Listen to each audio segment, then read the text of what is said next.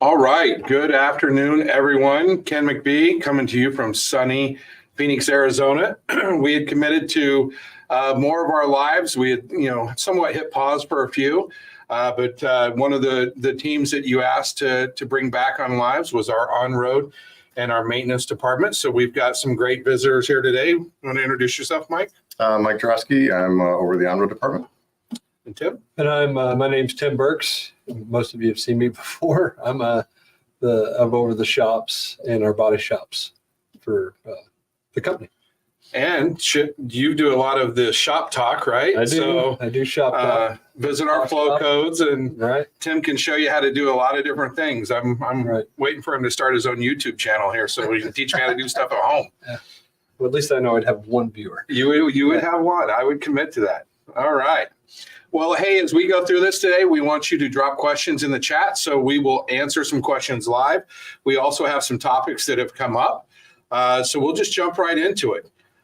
One of the big things that we've been working on is yard management, right, Tim? That's correct. It's been something we've been working on for quite some time, and we're close. We're not all the way there yet. We've made quite a few adjustments to try and make things much easier for our drivers when they come into our yards. So it's okay to show the sign, right? Yeah, I mean, I think this is where we show some fancy signs that are coming here shortly. I'm sorry, Mike, not trying to block you. I'll try and put this here. All good. So this is what you can, look forward to seeing here in the future is this sign that kind of will outline and inform you of a lot of different types of traders and or statuses that we have in here. So, for example, if you see a trader that has a yellow ribbon or a yellow dot on it, that's going to let you know that that's a trader that we've locked down, and it's a trader that we're going to be selling, right? It's a trader that's going to be coming out of the fleet.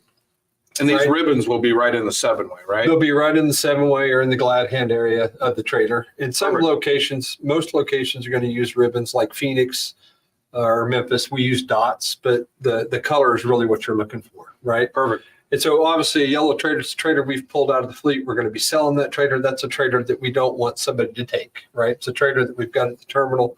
We need to make sure we keep it there.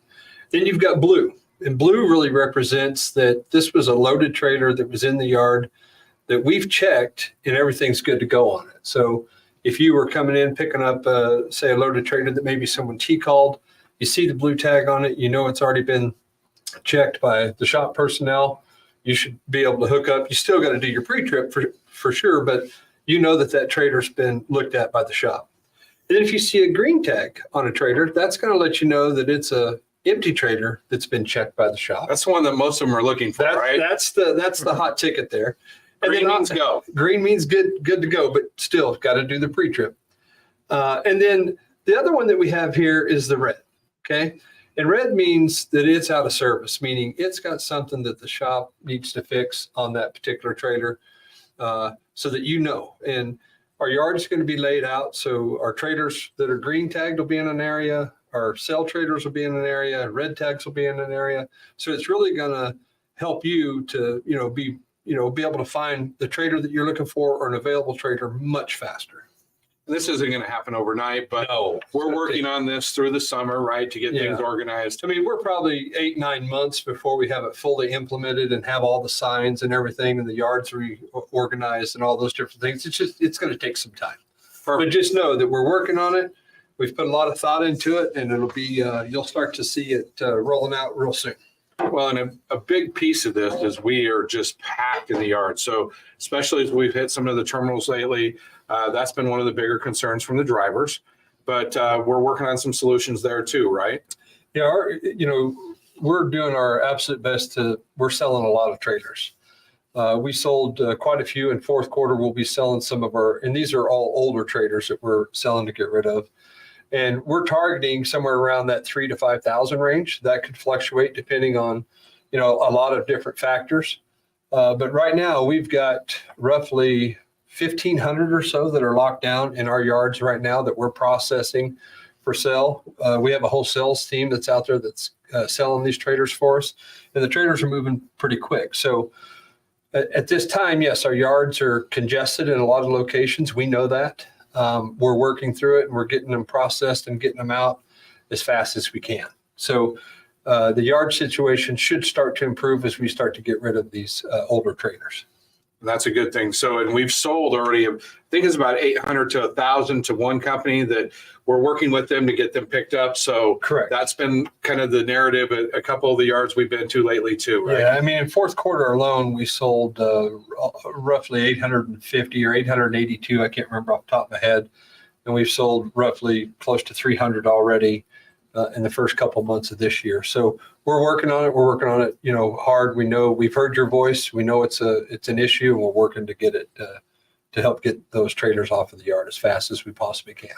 Well, and that's where one of those places that your terminal leader or somebody in those terminals might ask you to do some local work, pay you by the hour to move those trailers out, make space. We're trying to make all the best decisions we can in all the areas where we can, where we have places to store, places we can take trailers to a customer, really cleaning out those yards, making the room, getting the right signage up, and then making sure that you can scan those flow codes and understand where to go. So correct. We've got a plan. We're saying there's a chance. We've got a plan. It'll take some time. Obviously, there's quite a bit. We've got a lot of facilities to go through and get done, but we're working at it. So you should start to see signs of improvement as we continue to process these trailers and get them out. All right. So I don't want to, I want to give you a chance to take a drink of water and go to Mike here for a minute here.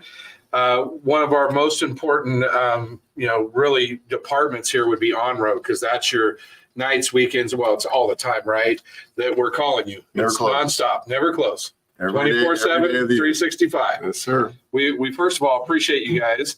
Sometimes we know there could be some waiting period, right, when we're calling in, but that's why we would ask our drivers to do what? What's the most important thing that a driver can do to help all of us? Well, the way that you contact on-road is probably, let's start with that, is the call-in. And some of you have significant wait times occasionally. Most of the time, right now we have an average speed of answer that's 4 minutes or less. But there are times when it gets a little bit higher. And so we staff as best we can on the predictability of the volume. We don't know that on a given day there might be 150 pieces of equipment that all go down at the same time. So it's a mad scramble to try and resolve for those things. Or that you're going to get 2 feet of snow in Denver today, right? Yeah, exactly. So there's a lot of unpredictable circumstances that are going on. But one of the best things you can do is in that call-in, use the callback feature. I don't know why we'd want to spend our time sitting there with a phone to our ear, letting it heat up the side of our face, and while you're on the phone, very often you're wandering around. You might wander inside a building and you might lose cell phone connection. If you do that, you don't stay in a good spot where you're going to keep a cell phone signal, the chances are really strong that you're just going to fall off the radar and you're going to have to call back in. And we have no record that you've even tried to call us. If you use the callback feature when it prompts you to, you'll get a call back at the same time that you would normally be in queue. So you're not going to lose your place in line. It's very reliable. And what happens is that it calls the agent that's next available, and it calls you, the driver, at your place in queue at the same time. So you might hear a little fumbling saying, hello, can I help you? Are you there? And once you've established that contact, then you can have the conversation and you're good to go. The great thing about the callback is that if you fail to answer our callback, right? Let's say you went inside and got out of cell phone signal. We now know that you're there. We will call you back and let you know we had your call. You were on the line. We're trying to reach you. Do you still have a breakdown? At least you can make a macro. You can send something to us to let us know, hey, we're in communication again. But now you know that we've tried to reach out to you, as opposed to just falling off. A lot of people think that on-road just hung up the phone on you. And I can tell you that that's a terminable offense in our department. If somebody does that to a driver, they are almost instantly met with, this is a first and final. You're just not going to get any more room to treat a driver that way. So we take it very, very seriously. So the callback's very important. Now, when it comes to why you're calling us, we're only a department that is for emergency roadside repairs.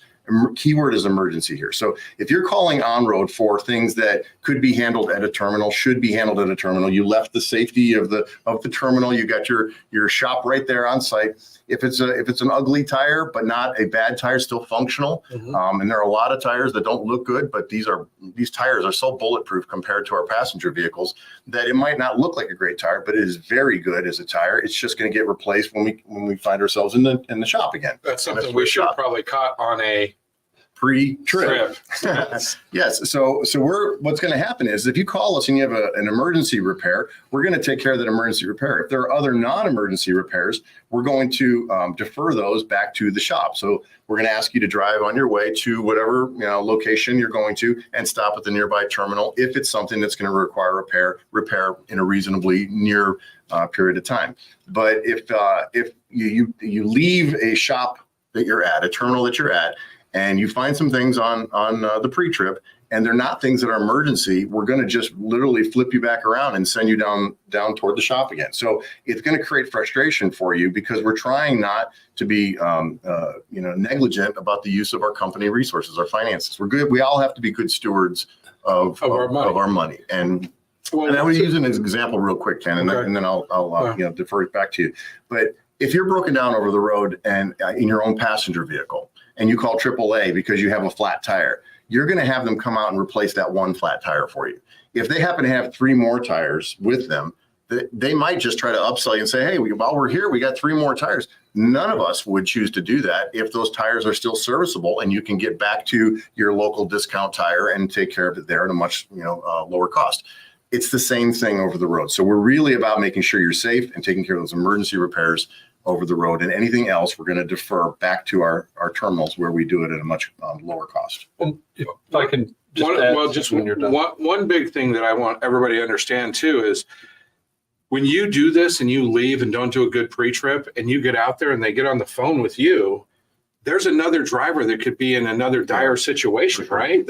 They could be waiting on the side of the road and something bad, and you're holding that up because possibly you have a marginal tire that you should have caught one before you ever left the terminal. Right. Yeah, and when you really look at it, and you go back through and you look at all the things that the on-road folks have to go through and you deal with, most of the items are items that either should have been reported before the trailer was dropped or that was at a customer site, or things that should have been caught or seen well before, say, for example, a tire got to a point that it needed to be replaced. And I'll give you an example. We replace steer tires over the road almost every single day. And steer tires are not something, or tires just don't go bad instantly. Now, there's times where that could happen, a pothole or a bolt or a nail or something of that nature. Those are the exceptions, but low tread, erratical, weird wear patterns, all those things happen over time. And so the importance of doing, a good pre-trip, and look, I realize that everybody does the pre-trips, but it's about making sure that we pay extra close attention to certain items, right? And those items are, number one, very important for you, for a driver, but they're important for everyone else that's out there that shares the road with us, right? Tires are something that's very important. One blows, it can get ugly. And it can. And so it's extremely important that we're paying close attention to those. And what I'm getting at is our on-road group should never get a call from, one of our, drivers that says, hey, I need to have steer tires replaced because they're low on tread depth, right? It's different if there's a bolt or a nail or something and something, you ran over something on the road, that makes perfect sense. But when you're having to have a tire replaced because it's low, that's because we missed lots of other opportunities to get that tire replaced at one of our facilities, right? And the cost is substantially, right? And so it's extremely important that we make sure that, when we do those things, that we're being vigilant to that and we're looking at it, right?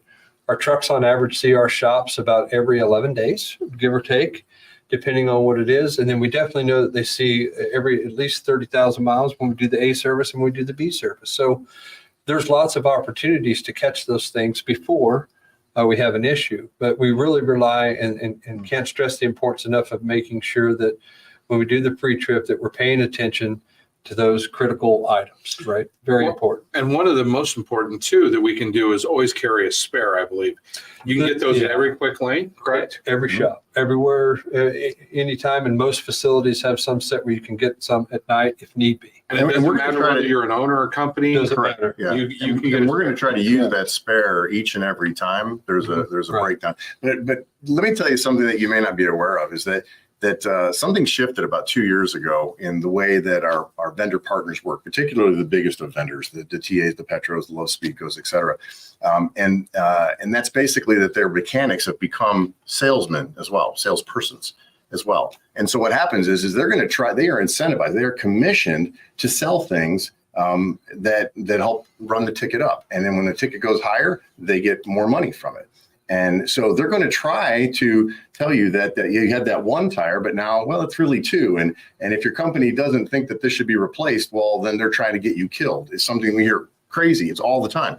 But we have at any given time pictures that are sent to us, and we might have upwards of 40, 50, 60 years worth of tire evaluation experience in our on-road department, looking at those pictures, lots and lots of experience. And they can tell a good tire from a bad tire, from a tire that needs to be changed down the road a little bit to we've got to change that right now. And we would never put anyone in harm's way or in unsafe situations. But the mechanics out there are trying to put money in their pocket by convincing you, the driver, that what we're telling you is wrong. And I could tell you, to my knowledge, and Tim did this job, I've been doing this job for 7 years now. Tim's been doing this or was doing this 10 years before me. And I've never once heard of a time when we told a driver to go ahead and roll with the tire to the next, terminal to get that repaired because it wasn't necessary to replace in an emergency situation where the tire blew out. Not one time. And I don't know if your experience is similar, but it's just a little similar. The one thing that I will say is, we work real hard, Mike, as you know, we work very hard with our providers that provide service for us. And we believe those providers have the best intention at all times to make sure they're taking care of our drivers to the ability that they need to take care of them. And to make sure that they're looking out for both the driver's, best interest and our interest in theirs as well. There are times, like Mike said, where we have that suggested selling that happens, right? Mm-hmm. There's a piece of information that I think a lot of folks may not recognize is that anytime we have anything that's done over the road, we request a lot of photographs. We have a lot of phone calls. There's a whole team in the background that does nothing but review that to make sure that the correct decision is being made, right? Mm-hmm. And so there's a lot of information that we get. We share a lot of that information with those folks. And there's times where, Mike's right. We do have some times where there's a lot of suggested selling that goes on, but our team is trained and they're well-versed in understanding what is, legal and what is safe versus what needs to be absolutely changed. And so the biggest thing that we can do is that we just got to make sure that one, we do the pre-trip. If we find issues, we report it. We let the folks look at it. And then we make that decision. If that decision's been made to replace, we replace. If we use the spare, we use the spare. But if we say, hey, we need to get to a terminal to get that done, then that's what we need to do. We need to get it to the terminal to really get it to get the repair done. Substantially cheaper, sometimes 3 to 4 times as much if we do it on the guard. Absolutely. But, at the end of the day, we've got to, we're making the best decisions that we all can with the information that's provided to us. Mm-hmm. And the biggest thing that we can do as an organization is to prevent those issues from happening. And we do that by doing a pre-trip, right? We also do that by reporting a trailer that's at a customer site that maybe no one's going to use, but if you see there's an issue with it, report it and report that through the Macro 38 process. That Macro 38 process, Mike, how many Macro 38s do we get? We get close to 3,000 every single month. We've got 3 people that are working those diligently all day long, every day. So they're being handled. I mean, there's an entire team that works on that. And one of the things that we've heard from feedback is that, I do a Macro 38, but I don't get confirmation that someone got the message. And right now, we don't have a way to be able to give you a message. But just when those Macro 38s are done, as Mike said, there's an entire team that does nothing but focus on those Macro 38s. That's all their job is to focus on those. Now, there is a process that we go through on that, right? And so I don't know, do you want to explain what that process is? Well, I think for a driver perspective, it could be from a customer site. Right. It could be something that you dropped on, in a location that's just going to need some fast attention, because you may find there's only 2-3 trailers that seem to keep being the same trailers that are always the ones you're going to have to grab. Again, we're trying to set up Mac 38s just for the emergency repairs. So, if it's a mud flap or something like that, we're going to try to see if you'll take that thing to the local, repair facility that might be 1 mile, 5 miles off site, But if it's a flat tire, it's going to get repaired because we know you're not going to roll with a flat tire. So, Well, and sometimes if you do a macro 38, depending on where the location was, and I'll just give an example, like for instance, our terminal in Richmond was close to a customer we had in Elkton, Virginia. You're not going to send every macro 38 a repair truck there. What you might do is wait for the week.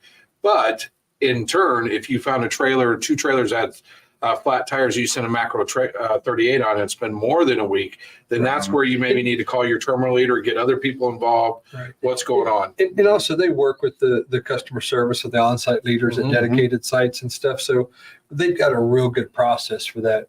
To that point, they may only have one. Well, I'm going to wait till we have 1 or 2 that need something, and then we'll send them. Because it's a 100-mile drive. Right. It's 100 mile it could be, yeah. Hey, let's hit some questions as we go. Usually we wait till the end, but I think some of these are good, the way they're coming in. So who will be putting tags on the trailers? So great question. So what should be happening on the tags, obviously, if you come in, during the hours that the shop or something may be closed, the red tag or the red on the trailer, anyone can put that on there, right? They're just right on there. What it would be as we have those in the driver's lounges and places. But the vast majority of the yellow dots, the blue and the green, the shop personnel will be placing those onto the trailer. And they would go out there. So if we drop trailers all night, they would usually be doing that first thing in the morning, kind of doing a yard check and walking through that. That's correct. No, as I mentioned earlier, coming in the night when the shop may be closed or something, you could put the tag on the trailer. But if the shop is open, please take the trailer to the shop. That way, because most of the time we're going to process it right then and there, and we're not going to worry about it. But make sure we take it to the shop. Take it through the quick lane. Correct. That's where we're seeing the quick lane. A lot of people post and say, come on, drivers, be better. I can't believe you left this trailer, a tire, or this and that. We realize it takes you a little bit extra time, but just know that hopefully all your other fellow drivers are doing the same thing. So therefore, we're going to have a positive assumption. We're helping each other, right? Coming together as a team. And the reason why we're doing all of this, whether it's running them through the quick lane, making better choices with on-road, is for really the sake of cost control to make our companies financially sound. And so we can keep doing things like our yard upgrades, our terminal upgrades, adding, things down the road for all of our drivers, right? The trucks we buy, everything we're doing. And if everyone's doing their part, right, ultimately it's going to relieve driver frustration. Yes. Right? Because you'll know when you go to that facility that I need to go to row A or B or 1, and that's where the empties are. And you find it and you grab it, and you hook up to it, you do your pre-trip, and shouldn't find any issues with it because we've already checked it, but then you're good to go. Perfect.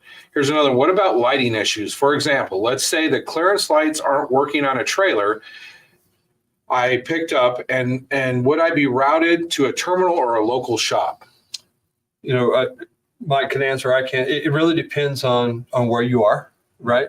And what time of day that if it's is. 4 a.m. right? and it's only a few hours, then maybe, and you're close to a terminal. Like there's some unique situations here, right? Yeah, because it's a clearance light, right? So you've got it noted, you've communicated, and hey, I'm going to this location to get it fixed, and you're allowed. That's allowable, right? As long as it is within reason, right? Certain lights that have to be fixed immediately, brake lights, tail lights, turn signals, those things, those have to be fixed. Now, you're still allowed to get them to a location to get that fixed, right? Unless none of them are working, then that's a different story. But it really depends on what the situation is and what those circumstances are. If it's within reason, we may ask you if it's daytime to run to the terminal. Or if you're not picking up until 9 the next morning, we don't want to go through the on-road expense because it's midnight, all those type of things. So there's unique situations there. Correct. Really. This one says, is there going to be a way to check for the inspection dates on the app? You think inspection dates for I'm assuming they're meaning the trailer inspection. Yes. I'm not sure. I know that's something that's come up once before, and I'll have to get back and maybe try and get an answer on that. I know it's something that we want to be able to do at some point in time. We wanted to be able to get to where you could go through the, whether it's the Engage app or what, and be able to see that. Now, I can tell you that all of our decals on the front of our trailers meet the requirements, and they've got the actual date on there. And then I know we've established a place that you can call to get a copy of that if you ever needed that. We have those stored electronically. But But I know we're working on it, but I don't know exactly where we are on the Engage app to be able for them to go find that. I'll have to get an answer on it. We'll answer in the chat once we Right. find out. Would the company ever consider or has ever considered providing drivers a basic tool set so they can resolve simple matters without waiting for the mobile service? You know, we've done that several times over my 34-year career. What was it called? here. It was We called it the Road Ready Kit. Road Ready Kit. We had that, right? And so what we found out is that number one, most drivers have their own tools already. So what we do is so we don't do the toolkit anymore, but we do provide extra tail lights, glad hand garments, fuses, all the things that a driver could very easily do over the road. We provide all those, and they can pick those items up at any shop at any time. Quick lane. Any quick lane, any shop, any parts room, whether you're in the shop or not. If you just go to the parts room and need an extra headlight, they're going to ask you for your truck number. They'll give you one. Glad hand garment, an extra tail light. We do. Now, over the years, a lot of things have changed, right? We used to have incandescent bulbs. Now almost all of our traders or everything newer is all LED. So very rare do we have lights that fail anymore since we've switched to LED. But we do issue those out in those little care packages. So you can definitely get those, right? So we can get those extra parts. We can get some extra fluids. Correct. Get some empty containers, and you can get your spare tire. Correct. All stuff that prepares you to not be set on the side of the road, not Right. make money, waiting for Mike to come over and We want to keep Take you care. rolling. That's Yeah. what- that's And what really money's doing, yeah. the basic things that they really need is a Phillips screwdriver, a flathead screwdriver, a little hammer, a flashlight. They should definitely have a crescent wrench and maybe a couple odd and end different size metric and or standard little wrench sets. I know Walmart has this really nice little tool bag kit that you can get. It's got all the basic things in it, and it's $19.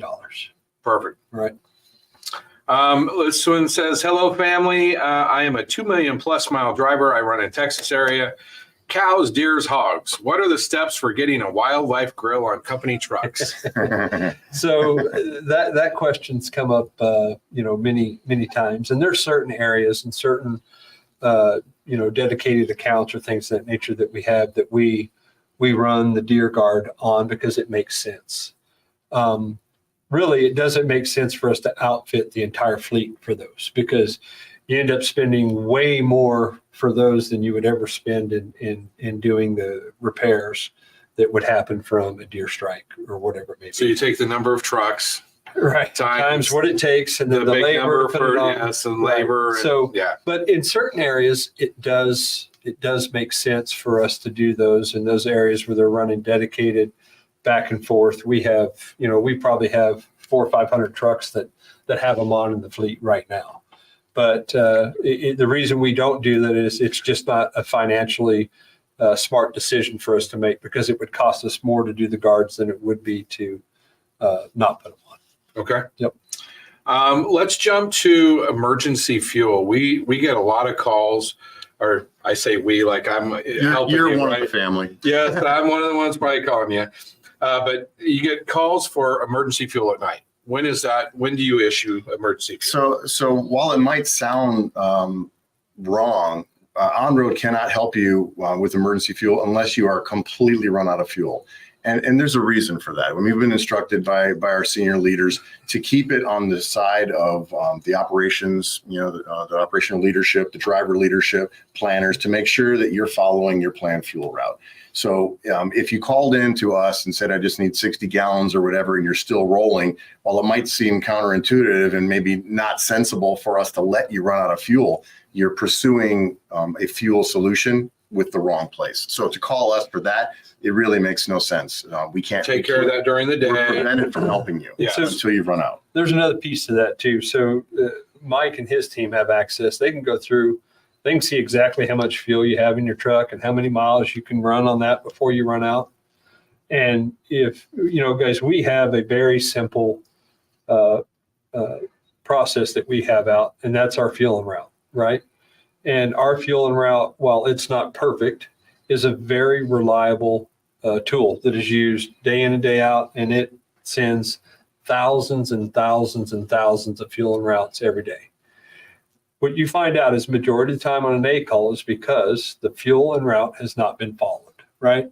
So the best thing that we can do to prevent even needing an emergency fuel situation is follow the fuel route, right? If something happens and you don't think you're going to have enough fuel, you always have that option to make the phone call and get re-optimized, right? Mm-hmm. They can re-optimize at any time. But we have that's not Mike. That's not Mike. No, that's working with your driver leader in the operations group or ECT. Now, I will tell you that our fuel en route system also has a buffer built into it, right? We never run you clear down to where you don't have any fuel. We have a 50-gallon buffer built into that, right? So, for example, your truck holds 200 gallons. We're only saying it holds 150 because we leave a buffer, right? And our trucks on 50 gallons of fuel will go over 300 miles, right? So the best thing that you can do is make sure you follow your fuel route. It makes it super easy. It's efficient. If there's an issue with the fuel route, call in and talk to the ECT or driver leader and say, hey, is this correct? But follow the fuel route. There should never be a need for emergency fuel.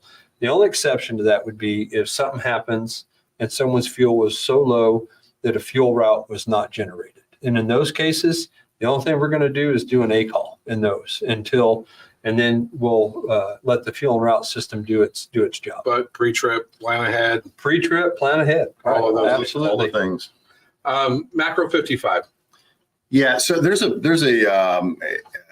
fairly misunderstood, I guess, concept or whatever about the Macro 55. It is not used the way a lot of drivers think it is. It's supposed to be. It was created to only be used for when you don't have cell phone service. The satellite communications within the in-cab communication device are there to help you by sending that Macro 55 that way to tell us, I don't have an ability to call you. I need service. I'm broken down, and then we can take care of you.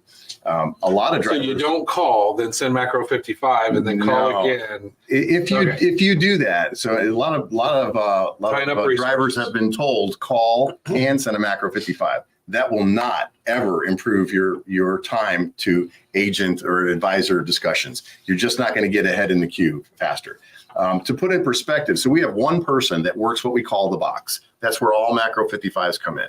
And this should only be for when you don't have cell phone service. And that's one person. And let's say there's 10 macros that came in and they're working that. If they're following sort of a time to resolve, it's going to take them close to an hour to get through all of those 10, maybe a little bit longer than that. We might have 10 agents waiting on servicing phone calls, and there might be, let's say, 10 calls in queue. They're going to get to you in 6 minutes. Sending it over to the Macro 55 is literally tying up somebody who's not likely to get to you any sooner than this person or one of these 10 people is going to be able to get to you. This goes back to tying up a resource that a driver could be not able to get a hold of us, sitting on the side of a road in a snowstorm, freezing or whatever the case is. So this is why it's so important to make a phone call to on-road and then do the callback and feature. use that callback feature so you're not waiting. The other time, we started this about a year ago, the other time that we want to use a Macro 55 is when your breakdown is complete, just to let us know. Because if you want to get out of shop status, you'd have to call us previously. Now you can send it in saying, I am complete. Check the part that says complete. It's not a new repair, it's complete. And then our person in the box will take you out of shop status and you have no problems. And that's an easy one. You could be rolling. You could be rolling right away. The only time you couldn't roll is if you were trying to get dispatched and you need to be pulled out of shop in order to get connected to a trailer. There's one other piece to add to that. I think a lot of times what causes folks to do the macro and call is because they know when they do the macro, it updates everybody on the operations side of the business, right? Well, what a lot of you may not know is as soon as on-road makes the ticket on that, it automatically updates the order notes and all that stuff in the system. So everyone's going to see that as soon as on-road makes the ticket, because they go through and they put an update message in there, and that goes through and it updates all the load order notes. So the customer service reps will see it, your driver leader will see it, everyone will know that there was an issue, and all of on-road's notes will be populated in there. Okay. Perfect. Here's a great question. I think it'd be difficult, but I think there may be something we can do. When a driver is issued a different truck, is it reasonable to request documentation or maybe have a discussion with the service leader in the quick lane to see what's been previously done to that truck. So meaning that, hey, I'm getting out of my truck and I'm going into another one. I want to make sure I'm not getting into a truck that just keeps breaking down. Sure. So number one, you could go through to go see any shop at any time and say, hey, just briefly, can we walk through Tell me about this truck. Tell me about this truck. Obviously, we could do that. Now, the one thing that I can tell you is if you are getting assigned a truck and that truck's been through our normal process of what we call our B to G, we've went through that truck with a fine tooth comb to make sure that everything on that truck is good. We check the service, we check all the tires, we go through, we check all the fluid levels, we check everything. And if that truck is within 10,000 miles or with 10 or 15,000 miles of needing a service, we just go ahead and do the service on it because we want it to be good to go when you get it, not have to worry about it. Now, with that said, they'll go through, we'll share with you, history. We don't just, say, oh, here's all the maintenance records for a company truck. We don't do that, but we'll be more than happy to go through and say, yeah, this truck, it's had all of its PMs and this and that and the other. And can answer any questions that you may have about the truck. Awesome. Couple more questions coming in, and I want to hit one other topic: Fuel Island remodels. Yes. So got some old Fuel Islands, yeah, right? We're getting there. I think the Phoenix ones are close. We actually have a lot of old Fuel Islands, and so we've secured a deal. We've got all of our dispensers and new pumps and everything secured. We're going through. Phoenix is under remodel right now. Some of you may know that Memphis has been down for a long time. It's going through renovation as well. We had some inside issues that we had to work out with some communication for our new fuel pumps to be able to work and communicate and work with the cards. We've since got that issue fixed. So Phoenix is underway now. We hope to have it wrapped up here in the next two and a half weeks, hopefully. And then once Phoenix is finished, we've got Memphis, we've got Greer online. Obviously, there's a whole process that we have to go through and get permits and a bunch of things. Those things take time. So you should see Phoenix come online. Memphis will be online sometime, hopefully later this year, third quarter, fourth quarter, along with Greer. And then going into next year, we've got a plan of all the sites that we need to get done. And so we'll keep you updated, and I'll try and update you every time we do a live as to where we are on it. Well, and these are high volume sites. So I think the message too would be Phoenix, we want to get it right. We're kind of making any of our mistakes right. It's the pilot, right? So we got to go through, we got to make sure everything works. We're going to run it for, 60 days or so to make sure there's no glitches, make sure all the software and everything that we have in there works, because we want it to be all interacts right. System, right? I mean, the systems that we have now, we've had for 20 plus years. The Phoenix Fuel Island pumps came from the old Maine, and they're almost as old, been around almost as long as I have, right? So, and they were great pumps, and so our new pumps are high volume pumps, built-in DEF dispensers, everything's right there. It's state of the art. We're pretty excited about it, but we've got to make sure that we get it right because we're rolling this platform out across all locations. Now, we'll give you an update on a couple locations. We know Atlanta had been down for quite some time. Atlanta is up and running. We got the issue fixed. Lancaster's another one. We just sent the new card reader and everything there. So we are doing everything we can to keep our existing fuel islands up and going and working for you as we go through and start this rollout process. But there'll be more to come on that. And we'll keep you updated, and we'll do a post to let you know, hey, this is the next one that we're doing, so on and so forth. So let us get these dialed in. We got to get them. It takes some time. Then we'll to run make with sure everything works, and then we'll go. Then we can possibly towards the end of the year, beginning of the year, start doing multiple locations at once. But what we don't want to do is start 4 or 5 of them. None of them work right, or they're transmitting wrong, or whatever the case may be. Yeah, I don't think you'll see us do multiple locations at one time because it is a very large project when you go through and you do it. A lot of people think, well, I just got to pull that one out, put this one in. It's not. We're redoing the whole systems. We're redoing all the plumbing, all the electrical, all the data cables, all that's getting done. I think you're putting some shop backs and stuff in one of the lanes, right? So you'll be able to pull up, and it's high enough that it'll be able to shop back out a truck. So correct. There's some cool stuff coming. Yeah, so we're excited. We'll keep you updated on it as we roll them out. All right. Let's see. Do we have any more questions coming in? I kind of just from some travel have some questions as far as when I go through the quick lane. What are some of the things that are just normal, like quick lane items versus, hey, it's going to have to be 2 or 3 days?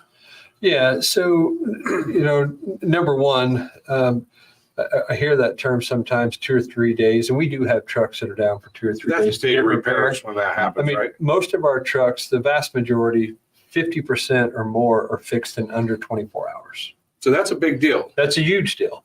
Now, then there's a difference. I come in for a PM right here. I came in for a PM and it took a day or 2 days. Well, when we do a PM, remember, we're doing the oil change, we're doing the DOT inspection, and we're going to fix any items that we find. We're going to do any recalls or any campaigns. So there could be times where that does happen if we have to order parts or something of that nature, right? So we have to be mindful of that. But to answer your question, quick lane items, you come through, you need a mud flap, I need a glad hand, I need a headlight, I need wiper blades, I need lube on my fifth wheel, or I've got a little air leak, or I've got my radio's not working, right? Or I got a shock or an airbag. Those are all things that we knock out through our quick lane. Now, for example, Phoenix has got a quick lane, or the pre-qual lane that we use here, but we also have an additional lane to either side of our quick lane that we may have you just pull right around through and go through here, because we may have 3 or 4 other trucks waiting to come in through the quick lane. But we're going to get you turned, and we're going to get you turned timely. So could I advocate here for the driver? Just to ask a question. So I'm a driver, and I just heard from a shop that I'm X number in line, and it looks like it might be, getting into my clock. My time might be getting eaten up a little bit. I'm concerned about the delivery of my load, et cetera, et cetera. Mm-hmm. I'm inclined to go down the road 30, 40, 60 miles and call on road. What would you tell the driver to do in that case? Absolutely not. Number one, if you have a load that's sensitive and you got to get delivered, we have options, right? If it's a local delivery, we can get somebody else to deliver that load if we need to. But communicate, right? Communicate. When you come in there, hey, I've got a load. I need to leave here by this time frame. Make sure we have that constant communication, because that's going to be the difference maker, right? If we know about it, we're going to take whatever steps we can to make sure we physically get that done for you so that you don't have that issue. But if we can't, we're going to let you know that we can't. But when we have the equipment at our facility, it needs to stay there until it's fixed. All right. Perfect. And if not, we can get a loaner truck if those longer repairs. If it's just a local delivery, we've got trucks. Just, hey, go temporarily, go jump in this, make your delivery, and we'll work on this and get it taken care of. We do that all day, every day.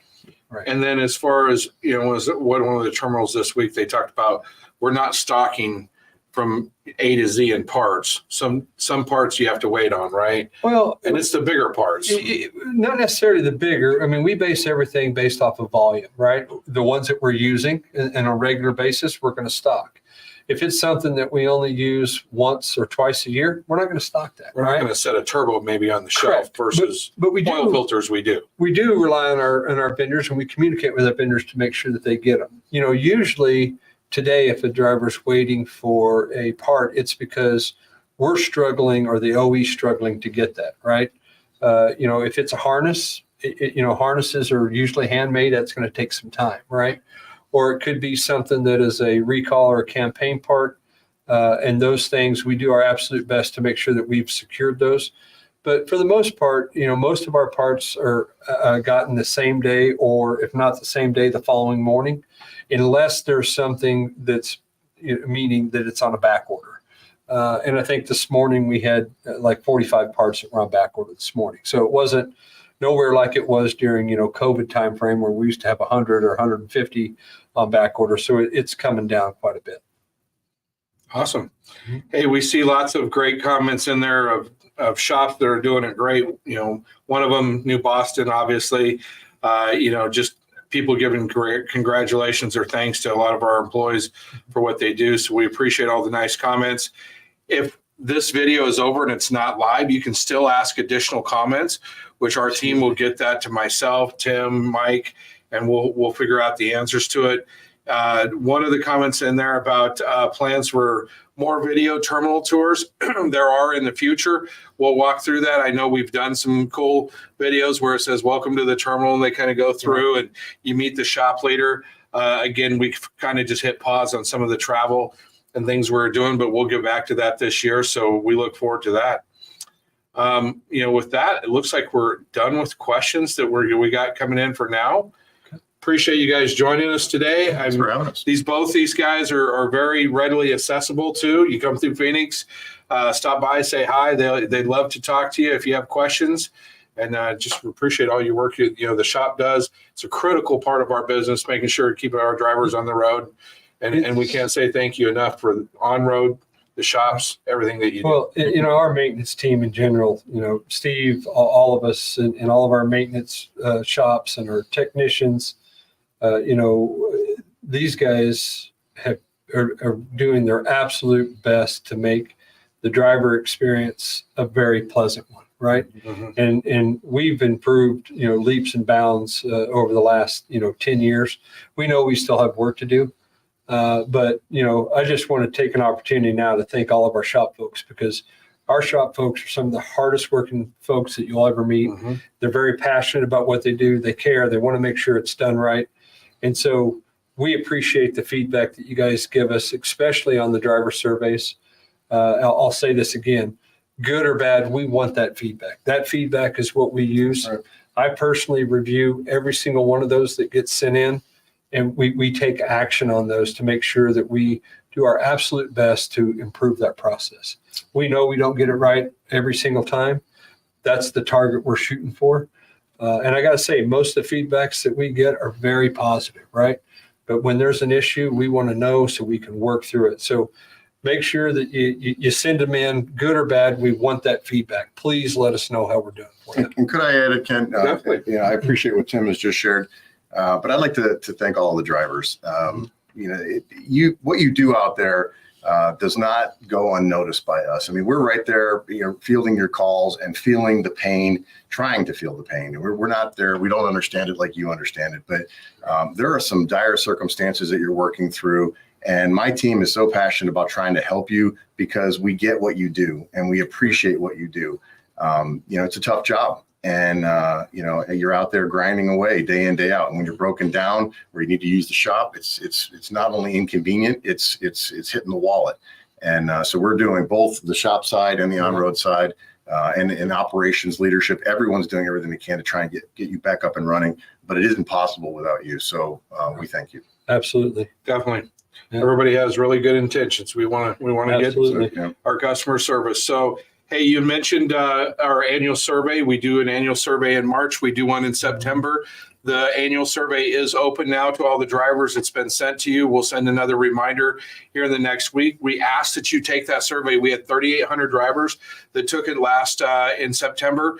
And I assure you, between September and March, we as a team, a lot of us are spending time, countless hours in there reading all those comments, going through, filtering, looking for the things that we can do to get better. We ask about even things that you would like to see on the trucks or driver appreciation, approaches and all these different things and phones. And it's just so important that you give us that feedback and know that it's not going nowhere. We're using that every, 6 months to improve.